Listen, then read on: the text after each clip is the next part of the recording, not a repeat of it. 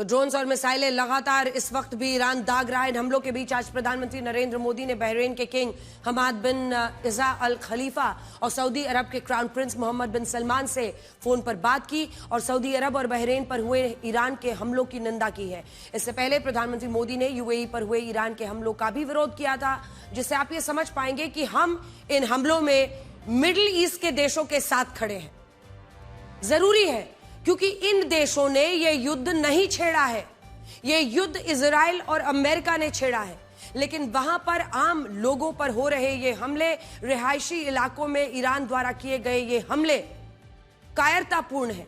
यहां यह बात भी बड़ी है कि भारत ने अब तक आधिकारिक रूप से ईरान के सुप्रीम लीडर खामेनेई की मौत पर कोई बयान जारी नहीं किया है। ऐसा नहीं है कि सिर्फ ईरान ही मिडिल ईस्ट के देशों पर हमला कर रहा है, इजराइल और अमेरिका भी लगातार ईरान पर बम बरसा रहे हैं। तो आगे की खबर बताएं उससे पहले आपको दिखा देंगे कहां कहां पर इस वक्त ईरान में तबाही मची है, उसी का सैटेलाइट तस्वीर आप देख रहे हैं। अमेरिका और इजराइल की एयर स्ट्राइक में तेहरान का पुलिस हेडक्वार्टर की तस्वीर आप देख रहे हैं, मिट्टी में मिल चुका है, जबकि इन्हीं हमलों में तेहरान का गांधी हॉस्पिटल भी तबाह हो चुका है, जिसे भारत और ईरान की दोस्ती का प्रतीक माना जाता था और इस अस्पताल का नाम महात्मा गांधी के नाम पर रखा गया था। लेकिन अब इजराइल ने इस अस्पताल पर बम गिरा दिया है।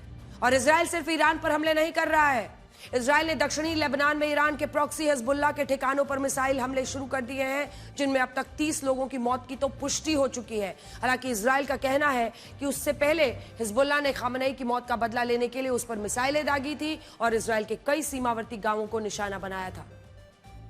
अब आप बेरूत लेबनान की तस्वीरें देख रहे हैं, जहां पर इजराइल, क्योंकि देखिए ये अगर आप देखें तो उसके उत्तर में है, ये तमाम ऐसे देश हैं जिनसे घिरा हुआ है इजराइल, और अपनी रक्षा में उसे पता है कि इधर ईरान में खामेनेई की मौत के बाद लेबनान में जो ये आतंकी संगठन है हिजबुल्लाह का, वो मिसाइलें दाग रहा था। तभी जवाबी कार्रवाई में देखिए इस वक्त लेबनान से आती ये तस्वीरें गवाही दे रही हैं इजरायली डिफेंस फोर्स ने क्या तबाही की है। 30 लोग मारे गए हैं। आईडीएफ यानी इजरायली डिफेंस फोर्स का यह भी दावा है कि उसने हिजबुल्लाह के इंटेलिजेंस हेडक्वार्टर्स के चीफ हुसैन मकलेद को भी मौत के घाट उतार दिया। और इस वक्त जब आप हमारा ये शो देख रहे हैं, तब भी इजराइल के ईरान और उसके प्रॉक्सी संगठनों पर हमले इस वक्त भी जारी है। इस सवाल पर आते हैं कि क्या इस युद्ध में वही लोग बचेंगे जिनके पास पैसा होगा, और जो गरीब होंगे वो क्या इस युद्ध में बुरी तरह मारे जाएंगे। यह सवाल इसलिए पूछा जा रहा है क्योंकि मिडिल ईस्ट के देशों में अमीर और शक्तिशाली लोग अब प्राइवेट जेट से दूसरे देशों में जान बचाकर भागने की कोशिश कर रहे हैं। और जानते हैं इस प्राइवेट जेट में सऊदी अरब की राजधानी रियाद से यूरोप जाने का एक व्यक्ति का खर्च कितना है? यह खर्च है $3.5 लाख। भारतीय रुपयों में जानते हैं कितना है? 3 करोड़ 20 लाख रुपए। लेकिन जान बचाने के लिए क्या न करता। यूएई के दुबई और अबू धाबी में फंसे बड़े उद्योगपति और शक्तिशाली लोगों को सड़क के रास्ते पहले सऊदी अरब के रियाद लाया जा रहा है, और फिर रियाद से ये लोग प्राइवेट जेट में 3 करोड़ रुपए खर्च करके यूरोप, एशिया, अफ्रीका के देशों में जा रहे हैं। और सोचिए, अमीर लोग तो अपने पैसों से अपनी जान बचा लेंगे, लेकिन मिडिल ईस्ट के उन बाकी मुसलमानों और लोगों का क्या होगा जो दूसरे देशों से आकर बसे हुए हैं, जो इतना पैसा खर्च करके वहां से बाहर नहीं जा सकते। आज हम आपको ये तस्वीरें भी दिखाना चाहते हैं जो साल 1989 की हैं। उस वक्त ईरान के पहले सुप्रीम लीडर रुहुल्लाह खोमेनी की हार्ट अटैक से मौत हो गई थी, और उनके अंतिम जनाजे में 1 करोड़ लोग शामिल हुए थे, जबकि उस वक्त ईरान की कुल आबादी 5 करोड़ 67 लाख थी। यह भी कहा जाता है कि रुहुल्लाह खोमेनी के जनाजे के लिए जो भीड़ इकट्ठा हुआ, उससे 32 किलोमीटर की एक मानव श्रृंखला बन गई थी। लेकिन रुहुल्लाह खोमेनी के बाद आयतुल्लाह खोमेनी ईरान के सुप्रीम लीडर बने, और आज जब उनकी हत्या हो गई है तो अजीब बात यह है कि ना तो उनके शव को देखा गया है, ना ही उनके शव को सुपुर्द खाक करने की तस्वीरें आई हैं, जिससे यह सवाल उठ रहा है कि क्या मोसाद के एजेंट्स ने खामेनी के शव को कहीं छिपा दिया ताकि ईरान में उनके लिए वैसा सैलाब ना उमड़े जैसा रुहुल्लाह खोमेनी के लिए उमड़ पड़ा था। ये नायाब वीडियो हमने आपके लिए निकाला है। ये बात पूरी दुनिया को हैरान कर रही है कि जब इजराइल और अमेरिका ने आयतुल्लाह खामेनी समेत ईरान की पूरी टॉप लीडरशिप को खत्म कर दिया, तब भी ईरान पलटवार कैसे कर पा रहा है? तो इसका सही जवाब यह है कि ईरान ने इन परिस्थितियों के लिए खुद को पहले से ही लगभग 4 दशकों से तैयार किया गया है।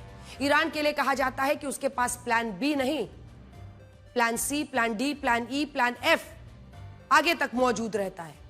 फरवरी 1979 में जब ईरान में 1979 में जब ईरान में राजशाही को हटाकर अल्लाह का शासन लाया गया, तब इस इस्लामिक शासन की रक्षा करने के लिए एक फोर्स बनाई गई थी। इस फोर्स का नाम था इस्लामिक रेवोल्यूशनरी गार्ड कॉर्प्स, जिसकी स्थापना 5 मई 1979 यानी 1979 को की गई थी। उस वक्त इसे यह जिम्मेदारी सौंपी गई थी कि किसी भी युद्ध, किसी भी संघर्ष, किसी भी विद्रोह की स्थिति में इस फोर्स को इस्लामिक रिपब्लिक ऑफ ईरान की रक्षा करनी होगी। और जो आप दिन भर युद्ध के दौरान आईआरजीसी सुन रहे हैं, वो धर्म के आधार पर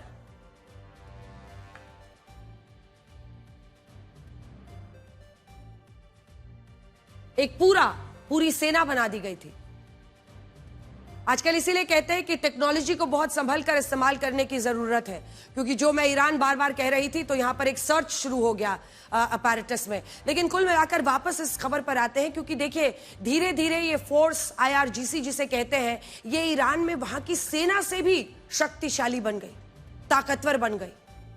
और इसने एक ऐसी रणनीति बनाई जिससे ईरान नेतृत्व विहीन होते हुए भी दुश्मनों का सामना कर सके। आज भी अमेरिका और इजराइल लगातार ईरान पर बारूद तो बरसा रहे हैं, लेकिन इतने हमलों के बाद भी ईरान हारा नहीं है।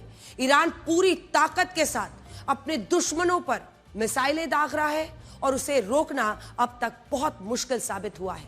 और सबसे बड़ी बात तो यही है कि अगर अमेरिका अब इस पूरी जंग से एक एग्जिट का रास्ता, यानी बाहर का रास्ता, युद्ध खत्म करने का रास्ता खोज भी रहा है, तो ईरान इसके लिए तैयार नहीं है, क्योंकि खामेनेई की मौत का बदला लेने में जो फितूर इस वक्त ईरान पर सवार है, वो ऐसा लगता है कि न सिर्फ मिडिल ईस्ट बल्कि यूरोप के देशों तक भी पहुंचने के। आइए बड़ी स्क्रीन पर आपको कुछ दिखाते हैं जिससे आप समझ पाएंगे कि परिस्थितियां जो बन रही हैं, जिन ठिकानों से ईरान मिडिल ईस्ट को घेरा है, मिसाइलें दाग रहा है, उनके बारे में हम आपको अब बताने वाले हैं। ईरान जानता था कि अगर उसने अपने मिसाइल ठिकानों को दुश्मन की नजरों से नहीं बचाया, आज हम आपको बताएंगे कि आखिर ईरान लगातार इजराइल और अमेरिका के हमलों के बाद भी कैसे इन देशों पर लगातार अटैक कर रहा है। तो देखिए, ईरान ने इसकी भी तैयारी की थी। अपने मिसाइली ठिकानों को दुश्मनों की नजरों से नहीं बचाया, यह जानता था तो वो इस युद्ध में अगले ही दिन हार जाता, एक दिन नहीं टिक पाता। इसके लिए ईरान ने अपने पहाड़ों और पर्वत श्रृंखला को हथियार बनाया।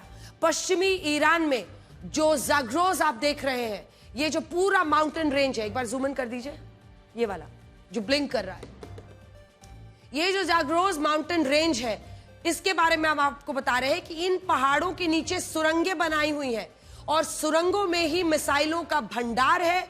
सुरंगों की सैटेलाइट ट्रैकिंग की ही नहीं जा सकती। तो ये जो जाग्रोस पर्वतमाला है, वहां ईरान ने मिसाइल सिटीज बनाई हुई है। सोचिए, सिटीज ऑफ मिसाइल।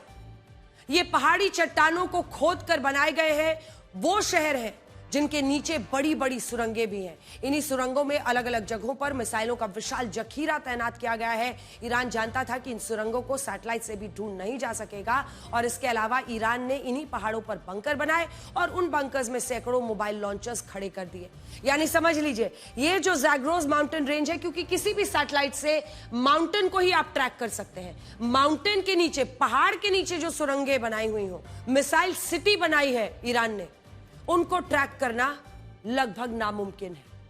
इससे हुआ यह कि अब ईरान इस तरह के ट्रकों पर अपनी मिसाइलें को रखकर उन्हें दुश्मन देशों पर आसानी से दाग सकता है और बाद में किसी भी तरह के हमलों से बचने के लिए मोबाइल लॉन्चर्स को वापस से बंकर में छुपाकर सुरक्षित रख सकता है। आज भी ईरान इन्हीं जाग्रोस पर्वतमाला से लगातार मिसाइल हमले कर रहा है। ये ट्रक्स से बाहर आती हैं, वहां से लॉन्चिंग होती है, अटैक होता है और फिर वो उन्हीं सुरंगों में चली जाती है, क्योंकि ये मिसाइल ठिकाने कुछ स्थानों की जगह सैकड़ों जगहों पर फैले हुए हैं और अलग अलग जगहों से वो हमला कर रहा है। इसीलिए अमेरिका और इजराइल के कई हमलों के बाद भी ईरान के पलटवार को रोकना अभी तक मुश्किल साबित हुआ है। इसके अलावा इन मिसाइल ठिकानों का remote Islamic revolutionary guard corps के हाथ में है, यानी आईआरजीसी के हाथ में है। और कहा जाता है कि इस फोर्स का हर सैनिक अपने आप में हेड है, उसे किसी से आदेश की जरूरत नहीं है। बस उसे पता चल गया दुश्मन कौन है, वो अपने तरीके से उसके खिलाफ लगातार दम भर भर के अटैक करता है। अमेरिका और इजराइल इस पोस्ट के सबसे बड़े नेता को तो मार सकते हैं, लेकिन वो इस पूरी फोर्स को कैसे खत्म करेंगे? इस पूरी फोर्स को खत्म करना मुश्किल है, और इसीलिए कहा जाता है कि इनका हेड तो है, हेड को तो मार दिया है, लेकिन हर सैनिक यहां पर अपने नेतृत्व में फैसले ले सकता है, हमला कर सकता है, जिसमें 1 लाख से ज्यादा सैनिक है, और यही सबसे बड़ी चुनौती बना हुआ है। 1,80,000 IRGC के जवान हैं। IRGC के पास मिसाइल ठिकानों का नियंत्रण है, और आखिरी दम तक ईरानी इस्लामिक शासन की रक्षा ही उनका अंतिम ध्येय है, अंतिम कर्तव्य है। यह सबसे बड़ा चैलेंज इस वक्त बना हुआ है अमेरिका के लिए। आप एक बार फिर से देखिए कि आयतुल्लाह खामेनी समेत पूरी टॉप लीडरशिप खत्म होने के बाद भी ईरान ने कैसे पूरे मिडिल ईस्ट में अंधाधुंध मिसाइलें दागकर खुद को इस युद्ध में जीवित रखा है।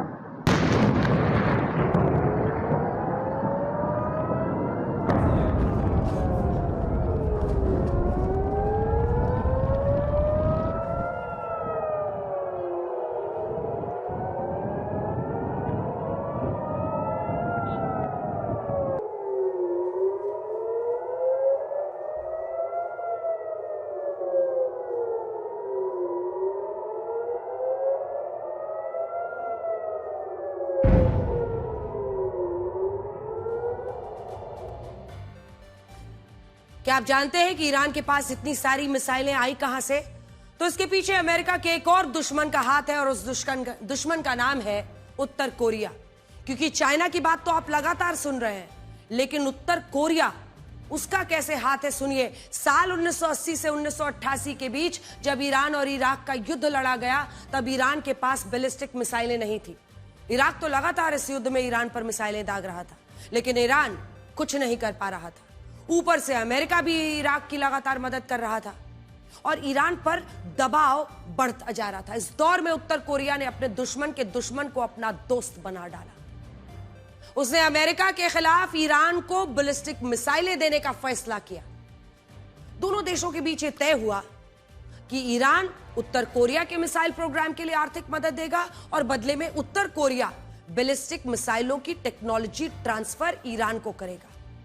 साल 1987 उत्तर कोरिया ने पहली बार स्कड-B मिसाइलों का पहला जखीरा ईरान को भेजा। इसके बाद जब इन मिसाइलों का नया संस्करण आया, तो उत्तर कोरिया ने साल 1993 में 200 स्कड-C मिसाइलें ईरान को दी, जिनकी मारक क्षमता 700 किलोमीटर तक थी। इसके बाद टर्निंग पॉइंट साल 1993 में आया, 1993, जब उत्तर कोरिया और ईरान के बीच एक ऑयल डील हुई। इस डील के तहत ईरान उत्तर कोरिया को कच्चा तेल देने वाला था, और उत्तर कोरिया ईरान को लंबी दूरी की मिसाइलें देने वाला है। जुलाई 1998 में ईरान ने पहली बार उत्तर कोरिया से खरीदी गई मीडियम रेंज की मिसाइल की परीक्षण किया, जिसे उत्तर कोरिया में नो डोंग मिसाइल कहा जाता था। यहां से ईरान पीछे नहीं मुड़ा। उसने कई खतरनाक मिसाइलें बनाई, जो आज पूरे मिडिल ईस्ट और यूरोप के आधे देशों को निशाना बना सकती हैं। उत्तर कोरिया ने ईरान की मदद करके अपने दुश्मन देश अमेरिका को कड़ा संदेश दिया, तो रशिया भी इसमें पीछे नहीं रहा। अब रशिया पर आइए। रशिया ने ईरान के ऐसे 3 सैटेलाइट्स को लॉन्च किया, जिनकी मदद से आज वो अपनी मिसाइलों से सटीक हमले कर पा रहा है। हालांकि ईरान के कई पलटवार, अगर आप देखें तो ईरान के इस पलटवार में उसके नागरिकों का दुर्भाग्य भी छिपा है। आज ईरान की 38% आबादी गरीबी रेखा से नीचे है। 9 करोड़ की आबादी में 3 करोड़ 27 लाख लोग गरीबी, भूखमरी का सामना कर रहे हैं। और इसका कारण यह है कि ईरान ने अपना सारा पैसा गरीबी हटाने पर नहीं, अपने दुश्मनों को मिटाने पर खर्च किया, खुद को उस युद्ध के लिए तैयार किया जो आज वो लड़ रहा है। हूती, हमास, हिजबुल्लाह जैसे आतंकी संगठनों का पेट भरने में सारा पैसा गंवा दिया। इजराइल के अस्तित्व को मिटाने के लिए इन आतंकी संगठनों पर, उनकी ट्रेनिंग पर, हथियारों पर पैसा खर्च करता रहा और उसकी खुद की आवाम भूखमरी से जूझती रही।